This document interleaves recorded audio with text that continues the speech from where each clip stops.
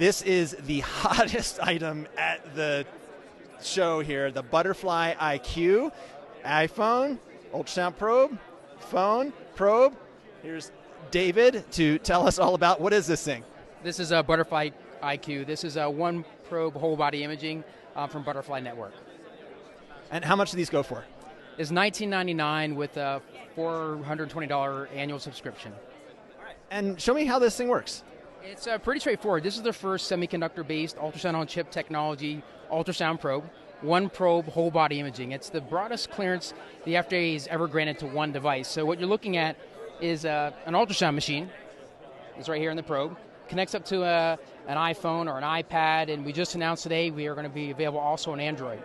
That device actually plugs up to an iPhone, and you can see right now 19 different applications with one device. This is the first. Imagine one probe that can scan the lung, MSK, nerve, OB, vascular access.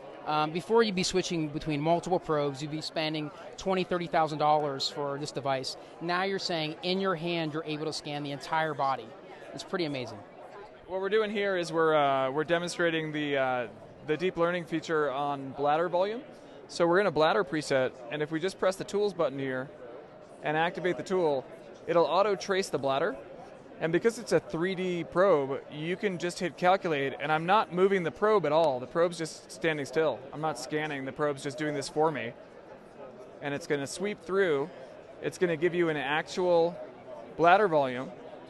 And then if you want to just confirm this is actually showing you a bladder and take a look at the contour of what you just scanned, this is done for you automatically. I always pictured the bladder as more of a balloon than the head of an alien. Usually at the end of your shift, it's a balloon. This is a single transducer that can get you not just echo and not just abdominal imaging, where you can move over and take a look straight into gallbladder and common bile duct there, but you can take it and do linear procedures. So say you wanted to do a central line, you could come up and get straight into a linear probe. Is there something in there that's kind of changing the frequency of the probe?